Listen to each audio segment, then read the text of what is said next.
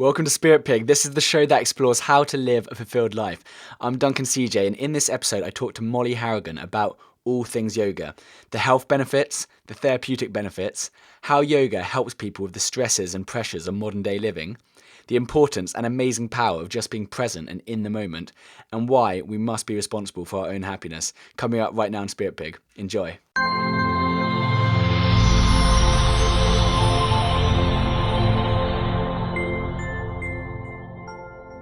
Hi guys, I'm really excited. We've got Molly Harragin today, and she's calling in from an internet cafe, so we're going to see how good the internet works today. So far, so good, so we've got our fingers crossed. Molly, yeah, fingers crossed. Molly Harragin is one of the UK's top Jivamukti yoga teachers. I think I pronounced that right. I was practicing earlier. I got the phonetical spelling out on the internet. She's currently teaching at a range of studios all over London, taught around the globe, Bali, Australia, India, and is the brand ambassador for the international yoga store Lululemon. And yeah, basically, last but not least, she's just a cool girl, and so I thought she'd be an amazing person to get on the show. Molly, welcome. Thanks for being here. You're welcome. Lovely to see you. Do you like your intro? Loved it. Yeah, pick me up. Thanks. And well done, Jivamukti. That's perfect pronunciation. Thank you. I thought also, as well as checking the phonetical pronunciation, I actually, in preparation for this interview, it wasn't one of your ones, unfortunately, but I actually went to my very first yoga class on Monday. I thought, let's get in the right mind, body, spirit for it. So at least I know a little bit more about it. But how did you find it? I really enjoyed it. It's a bit different to what I thought. Yeah, as in, I think I'd done it like once or something in like, you know, a friend just in the garden trying to like show us some stretches on like a summer holiday. But it was the first like proper one. I got given a mat. Oh, good. And yeah, I think I got a bit arrogant. As in, like, I obviously, I mean, I couldn't really do anything. But I was, every time she mentioned something, she goes, "Oh, this is for like the more immediate, like the intermediate or advanced people." I was like, "No, screw it. I'm going to try and do it." And so everyone does. No one wants to go to the basic level. No one wants to use the props. It's just what we're like. Is the headstand and the bridge. I could do those ones. The one that really just couldn't do was one called like the crow, and you were like balancing on the arms. Yeah, it will come. It will come. So next time, maybe we'll get you on in the future, and I'll be doing a crow by then. Oh yeah, we'll get you doing a crow.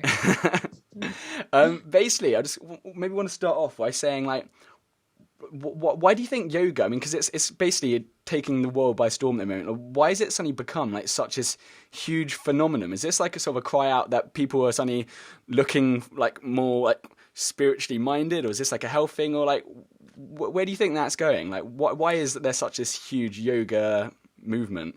Well, so we've got to remember it's always been there. It's thousands and thousands of years old. It's a whole system. The West kind of just seemed to take it as a physical system, which is the asana practice. But also mindfulness meditation is starting to get more popular. Pranayama breathing is not as popular yet, but I'm sure it will be. I think probably just the quick-paced society that we now live in, like the way that we communicate through technology, everything's becoming a bit disconnected, especially from nature. So when you're moving into kind of the modern world, you feel very alien from your own body. You feel very alien from other people. And this is a whole system that kind of returns you back to the basic fundamentals of your breath, of your body, and then gives you an awareness to take around you off the mat and to life around you. So it's really useful to help modern day living, basically. Fantastic. Because you've what are some of the sort of the tangible benefits that you've both experienced yourself as a yoga instructor, and also because you teach people, you probably clients of yours, or what are some of the benefits that you've seen? Some of the obvious ones. Well, because obviously, so this is what's great. It's a holistic practice. Okay, so it's like you said, mind, body, soul. So beginning when I first practiced, immediately I recognized massive health benefits. I literally never get ill anymore with flu, or I used to get tonsillitis once every month or something. So that's gone. You get an immediate kind of buzz after a yoga class, like a yoga high. For the health system, if you look it up, literally it kind of stimulates every gland in the body. It gets all the hormones rebalanced. It's cleansing out the organs. So from a long-term health benefit is incredible. You're starting to breathe and use the breath a lot more as well, taking oxygen around the body. So yeah, people go after class just feeling really good, really limber, really strong. They kind of get a confidence through that strength. But obviously it depends how you're practicing. But what it's meant to be is a moving meditation. So after the physical practice, you should feel a lot more in the present moment, a lot more aware, and this can, at the beginning it can be a bit funny because you start to be a bit hyper aware of everything and maybe a bit like judgmental on yourself, and but that kind of, with your practice, that smooths out eventually as well. So I think it's really good for stress as well. It slows down your frequency, gets you back in touch with our natural rhythm rather than waking up in the dark, going to bed, whatever time of day, like usually really late, people looking at computer screens before they go to bed. This is just kind of slowing things down, getting the adrenaline low and bringing people back to themselves, really. Amazing. And because you mentioned there about obviously the obvious health benefits, and obviously physically it's hugely beneficial, and I'm sure there's a huge amount of just like research and science backing this up. It's not even this is no one can argue about that. But have you noticed sort of any other benefits? You mentioned the stress thing, but in the rest of your life, like work, relationships, confidence, does this is this like a ripple effect in all parts of life, or is it more Yeah, the sort definitely. of health? And what I didn't mention as well, so obviously we've got the mind going on. It can really deal with stress, and it just brings you into the present moment. So off the mat, you're really more aware of taking opportunities as they come, of letting things go when they're not working out. So that's just how to kind of manage your life. Very useful. Also, the type of yoga I do, we have an intention at the beginning of practice, which is usually a higher intention. It's not a religion, so this is completely personal to you. It can be about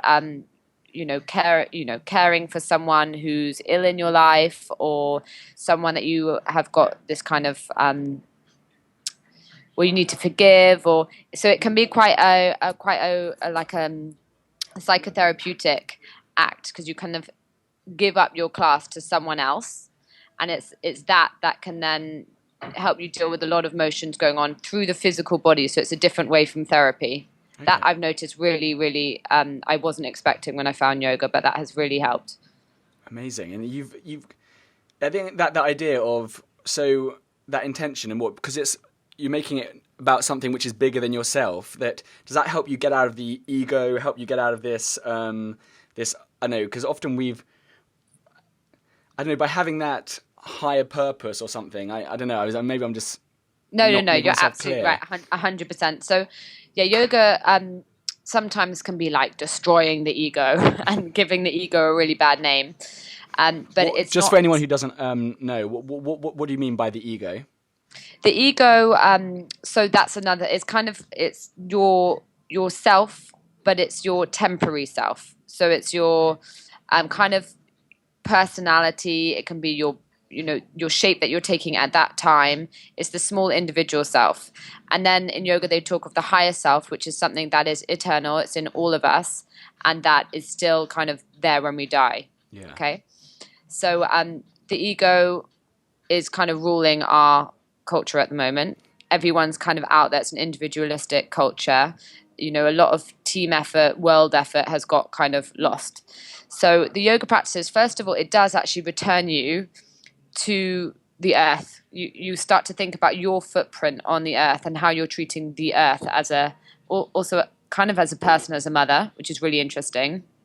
And it does this quite naturally. It's not people kind of being dogmatic. You just start to have a deeper awareness of it and of nature. And then, this higher intention. There's a lot about giving up your practice for others, or there's lots of kind of groups that will come together and have a joint communal intention. And when you're working with that behind your breath and in your physical body, it's quite personal and it's quite intimate. And the whole point is about changing the world from within first. So you start working on this, on first of all recognizing. So if you see the world through the lens of the ego, which we kind of need at times, But if you just see it through the lens of the ego, you're separating yourself, and you've got this huge veil of separateness around. Whereas if you start to, with the yogic belief, it talks energetically about seeing the lens through 7 chakras, so a balance between these 7 windows.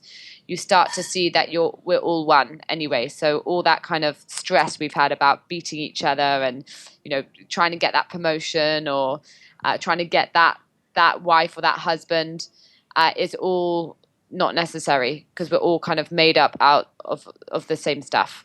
And it must be quite once you realise that, I think it must be quite a comforting feeling as well, because this idea that we are all this individuals or egos, like, I think that's probably a lot lonelier than actually realising that, we are this one, breathing organism. I guess when you start talking like that, it sounds a little bit like woo-ha hippie, but actually, I know. But then it's just it sounds completely esoteric, but it's science. Yeah. It's atoms, it's molecules. We're just seeing things as separate, but we're all, if you break it down to the smallest part, we're all made out of the same stuff. Amazing. I love that. And Jivamukti itself, that means it means liberation while living. Is that correct? Yeah. What is this idea? I mean, was that what you were just discussing, or what does this idea of liberation while living mean? Yeah. So this I mean, I'm sure it can be taken in loads of different kind of contexts, and people can translate it to mean lots of different things. But it's basically taking the practices off the mat, and I take it to mean, you don't have to go off into a cave somewhere in the Himalayas and do these practices. These are so important to do every single day. So whatever you learn on your mat, you're bringing off the mat into your life, which you don't have to be a complete crazy, yogi living in a cave. You can still live a normal life and put these practices in place. And you're right, yeah. Basically, it means you're liberated from that idea that we are only just one person and we are only the ego, and we have all these limitations. And actually, it's starting to recognize the kind of the opportunity that the whole of us have together. If we start to realize that we are made up out of the same stuff, and we start to basically live and act for others rather than ourselves. That's awesome, yeah, and I love that. And this idea of just taking it like slightly down the route of like, happiness and stress and unhappiness. Like, most of our unhappiness, I mean, I've been reading a book, I'm sure I don't know if you read it or not, but, The Power of Now, Eckhart Tolle. Yeah. And then also, but when I was actually just spending some time reading about Jivamukti and stuff like that, a lot of it comes back to this idea of actually, like, presence and being present, like, in the moment, like, because a lot of our unhappiness comes from either stressing about the past or worrying or projecting like fears onto the future. Like, why is being present so important? Because it's actually the only thing that exists, and it's this basically we are creatures of habit. We love the idea of repeating past actions, or to think that we're stuck in this personality or this idea of ourselves as the ego. And we're missing all this chance to transform as a whole. So every single moment is an opportunity to reach out to others, to connect, to do basically what your heart knows, to go back to that instinctual way of acting. But we can block ourselves sometimes by pigeonholing us from stuff that's happened from the past, or from what culture we've grown up in, or what family we've been born into. And it's about saying that, okay, maybe that's what's happened, but each moment is a moment to live in the here and now, and a chance to connect to others. Excellent, thank you. But it does take practice. Yeah, that's the whole point. It really takes practice to do it. I know, to be able to be there. It's quite funny because the last month, like, I've just been just unbelievably like heady. Like, there's been like just constant like just thoughts racing. Like, I saw you like a week or two ago, and it was like crazy. My head's just been like just running wild. And I mean, it's just every time you realise actually you're not 100% happy, or I've been I'm getting upset or worked up about something. Like, without a shadow of doubt, I'm always either like reliving something which I'm not happy with, like just previously, or I'm projecting or getting stressed about something in the future. And then every time I've worked, like, just been actually really just enjoying myself and being really in the moment. Either it's like amazing day, you're in nature, or even if I'm just working, but I'm just really engaged and just like every single step. I'm just like, oh, I'm just having such a good time, and then the day is just going like seamlessly. I'm having a good time. And it's, Yeah. it's been because, I've actually been totally present, totally engaged. And then suddenly I start to get a bit like frustrated or something. And, I actually have to keep on checking back on myself because it's always, I'm either in the past or living in the future. Yeah, and what's important is not to put any blame or judgment onto the act of this. Okay, so this is something that can crop up, and this is so. If you imagine the physical practice, we have these postures, these shapes that we want to take in, and however much you've practiced, even if it's been for 40 years. Every time you get on that mat, you will constantly be making these small, tiny little adjustments, and the the principle behind it is to do it without preference, without judgment on yourself. It's just kind of tuning into this intuitive feeling in the body, so that when you come off the mat, for instance, if you find yourself in a negative headspace, or found that you have been completely like contemplating some imaginary future or dwelling on the past, it's not to shoot yourself down, but it's just to notice it. And then no one's telling you what you do. You just, if you're not happy, you just make these small little adjustments to try and be more happy. And your intuition is something that will guide you to do this. But I'll give you an example. I had a hell of a morning because I locked myself out of my boat. So I was on the phone to Claude. Just for anyone who doesn't know, Molly and her good friend Claude, they live on a houseboat on Regent's Canal. So they've got this amazing barge where people walking past on the footpath, and come in the summer, like barbecues, drinks outside. You're all It's what welcome. I know. I love it. It's absolutely amazing. Yeah, so I locked myself out of the boat. I was doing like, a million things at once. And immediately I was like, oh man, I've just completely done what yoga teaches you not to do. Try to do a million things at once and not being actually in the moment. So not actually fulfilling any of your tasks because your head's everywhere. Now, the other practice is like, okay, as soon as you recognize that, then you let that go. Then I've just learnt my lesson for next time. When I'm leaving the house, check you've got exactly the right keys, but you don't go on all the day beating yourself up about how you've been not present and that's messed up your day. Does that make sense? Yeah, no, absolutely. I like that.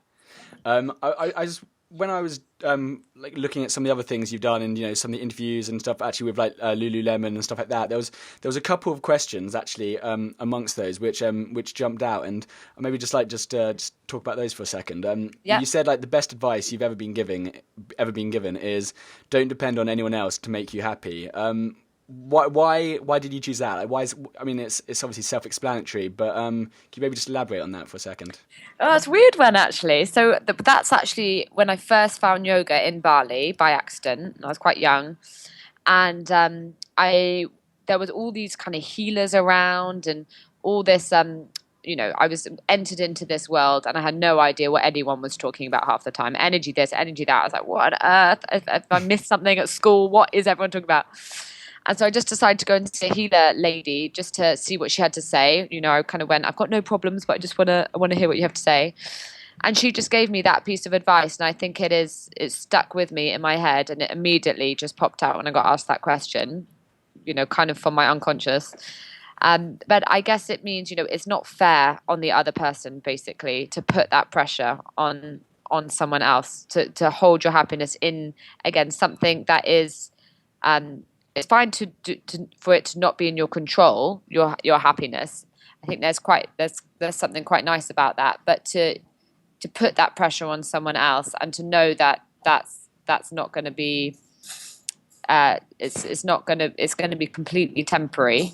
Yeah. And that doesn't mean you can't love someone else. That doesn't mean you can't have a massive connection with someone else and they can't add to your happiness. But when it comes to your base happiness, I think it's important to be able to find that independently of anyone else.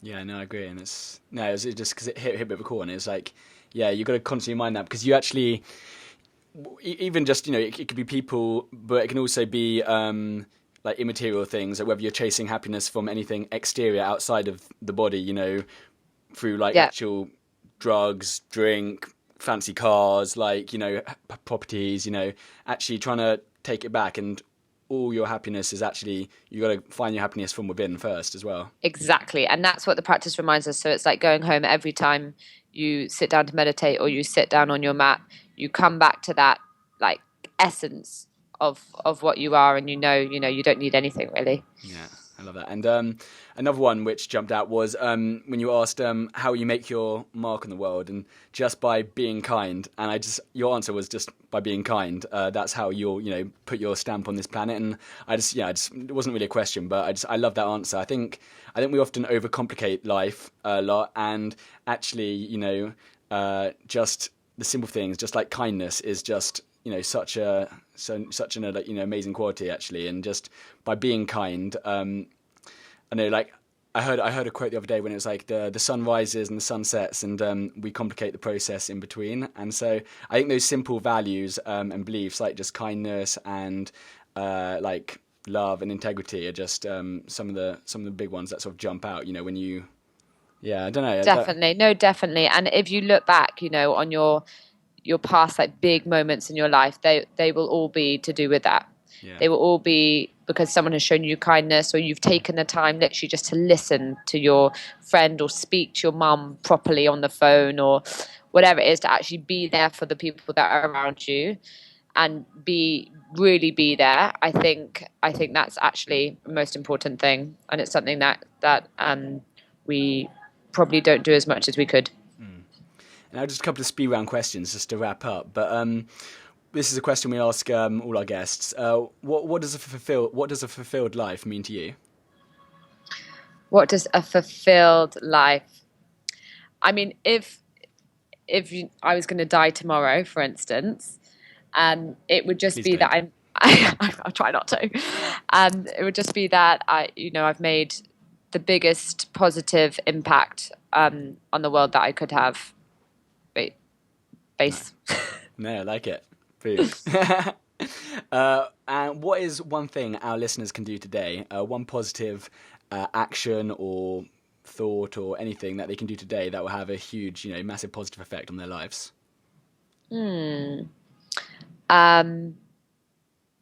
Meditate is always one.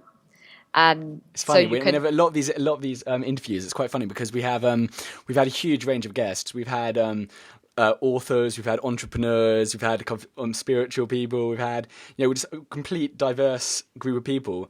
But a lot of them, like, I'd say maybe even 70 or 80% of the people so far, like, it might change, but a lot of a lot of the topics have come back to meditation. It's been almost like a Unanimous voice. yeah, it's really interesting. And even people who you wouldn't necessarily, even people who are just like business, business, business, but actually a lot of them actually they've either meditated or done some sort of like meditation or mindfulness. And Yeah. I was surprised. I wasn't expecting it to I be get. I so guess much.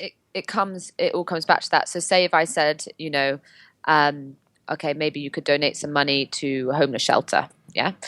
If you hadn't meditated, you're like, there's so many possibilities out there for you the whole time to help each other, to not just help each other, to kind of help yourself feel happy, try and make the world a better place. And if you're not there, if you're not present, you're missing it all. So the base of it is meditation, is mindfulness. And if you practice that, then you'd step off your meditation cushion, go out into the streets of London, and there wouldn't just be one homeless shelter. There would be, 1,000 things right in front of you that you would instinctively now feel a draw to do. And you've got to want to do it. You can't like guilt yourself into doing things. It's got to come from within you.